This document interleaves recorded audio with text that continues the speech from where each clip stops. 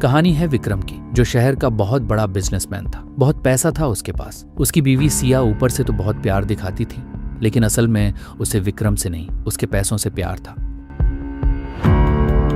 सिया को सारी प्रॉपर्टी चाहिए थी। उसने विक्रम को रास्ते से हटाने का प्लान बनाया। उसने कई तरीके सोचे, जहर देने का सोचा, एक्सीडेंट का सोचा, लेकिन वो पकड़ी नहीं जाना चाहती थी।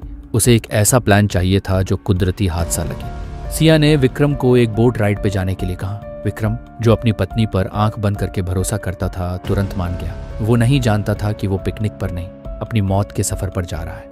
दोनों आराम से बोट राइड के मजे ले रहे थे। तभी बीच नदी में, जहां चारों तरफ सिर्फ सन्नाटा था, सिया ने अपनी चाल चली। उसने हंसते हुए कहा, अगर मुझसे प्यार करते हो तो नदी में एक डुबकी लगा के दिखाओ। विक्रम ने पत्नी की खुशी के लिए पानी में छलांग लगा दी।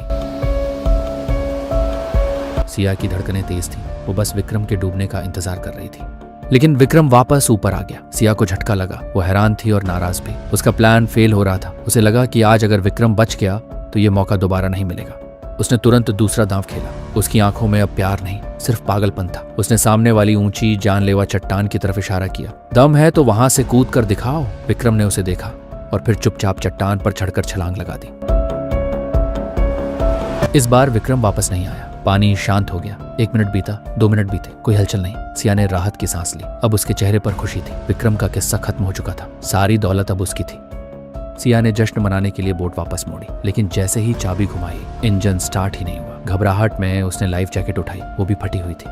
फोन देखा, नेटवर्क गायब। सिया के पैरों तले जमीन खिसक गई।